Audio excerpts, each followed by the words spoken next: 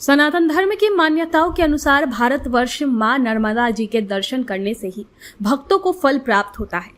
मां नर्मदा जी की परिक्रमा तो हर समय भक्तों द्वारा की जाती है, लेकिन मध्य प्रदेश के परम नर्मदा भक्त प्रहलाद सिंह पटेल द्वारा 2 बार मां नर्मदा जी की परिक्रमा की जा चुकी है। परिक्रमा यात्रा पर पहली बार परिक्रमा पुस्तक का लेखन कार्य आज से 30 वर्ष पूर्व परम आराध्याय संत श्री बाबा श्री के आशीर्वाद से मध्य प्रदेश शासन के पंचायत ग्राम विकास एवं श्रम मंत्री प्रहलाद सिंह पटेल द्वारा प्रारंभ किया गया था, जिसका विमोचन 14 सितंबर को राष्ट्रीय स्वयंसेवक संघ के सर संचालक मोहन भागवत जी के कर कमलों द्वारा किया जा रहा है।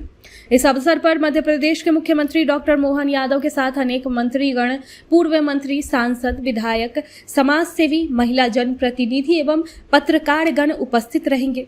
यह आयोजन नर्मदा खंड सेवा संस्थान इंदौर के द्वारा किया जा रहा है, जो कि दोपहर 2:30 से शुरू हो रहा है। समाजसेवी रवि अग्रवाल जी द्वारा इस संदर्भ में कहा गया। लेकिन 2005 की परिक्रमा में वो जितना कुछ भी हो सका, तो मैं भाग्यशाली हूं कि शायद धरती पर 72 घंटे की मैनुअल वीडियोग्राफी किसी के पास है तो वो हमारे संस्थान के पास है, मेरे पास है।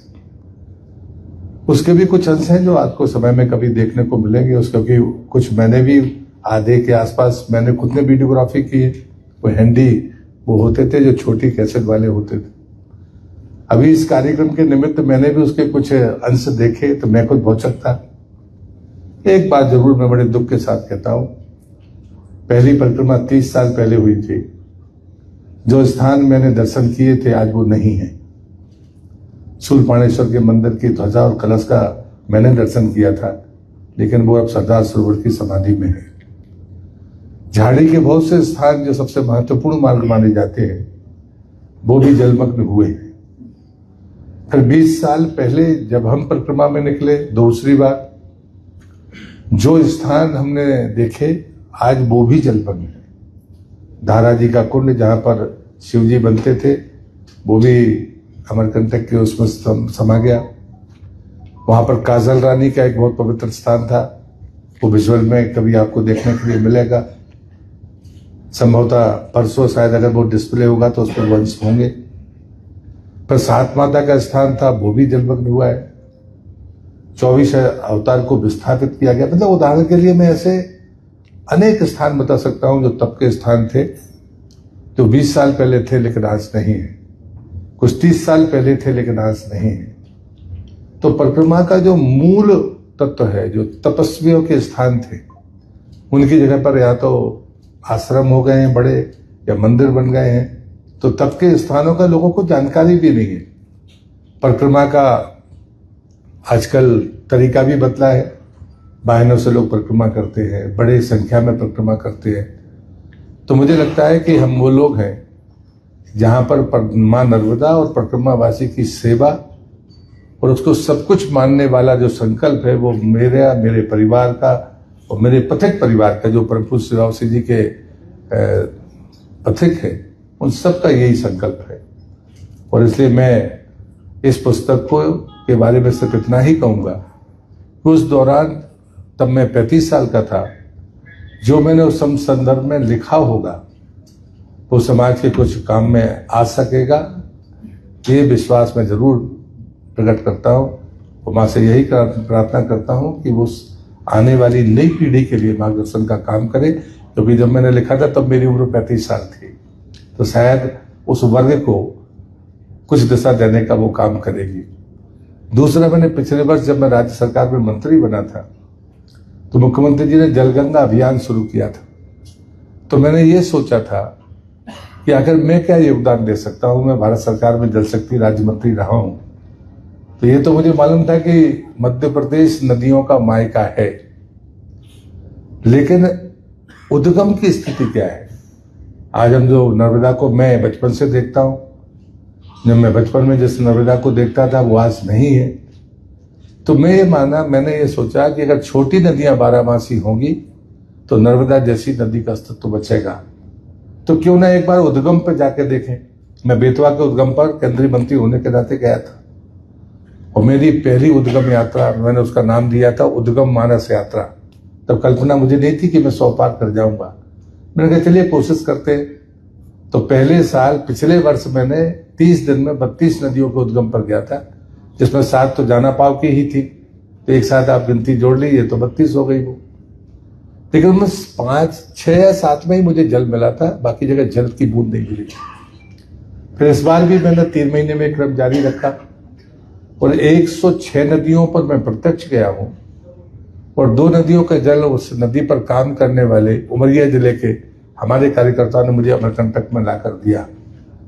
ऐसा 108 नदियों का जल आज मेरे पास में है और मैं लेकर भी आया हूं। तो फिर हमारे सभी मित्रों ने कहा कि कल 13 तारीख है, तो कल हम 108 नदियों के उस जल से लोक माता अहिल्याबाई की मूर्ति का अभिषेक करें। और दूसरी इच्छा संस्थान की यह है, लालबरा के समाज सेवी आदरणीय रवि अग्रवाल जी, जो कि बालाघाट जिले की हर सामाजिक गतिविधियों में सक्रिय रूप से अपनी भूमिका निभाते हैं।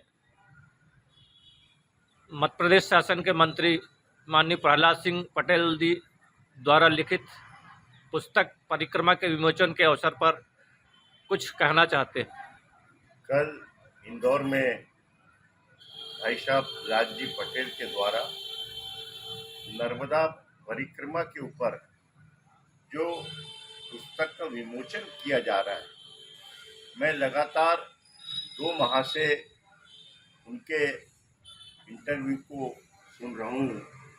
निश्चित ही माँ नर्मदा परिक्रमा, माँ नर्मदा की जिस पे कृपा होगी वही उसकी परिक्रमा कर सकता है, उसके दर्शन कर सकता है, उसके जल को ग्रहण कर सकता है, उसके सानिध्य में अपनी सेवाएं दे सकता है।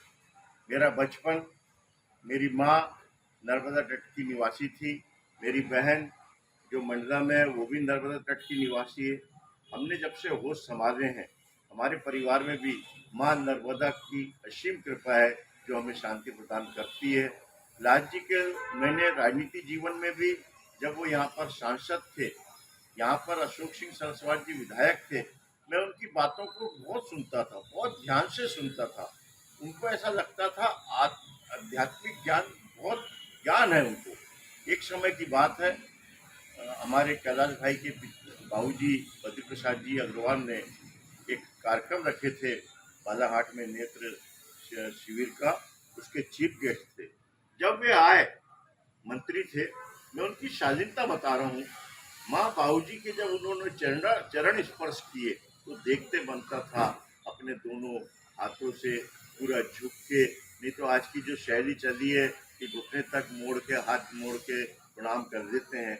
राज जी की मैं जितनी भी बात सुनता था, भले मेरे राजनीति प्रतिद्वंदी थे, परंतु मैं उनके विचारों को हमेशा सुनता था। निश्चित ही ये जो नर्मदा परिक्रमा पुस्तक विमोचन हो रहा है, वो जब जन जन के हाथ में जाएगी तो उसका लाभ मिलेगा, क्योंकि जल, नर्मदा हमें बहुत सुख सिखाती है, ताकि हम जिले वासियों को और प्रदेश वासियों को इस पुस्तक का लाभ मिलेगा।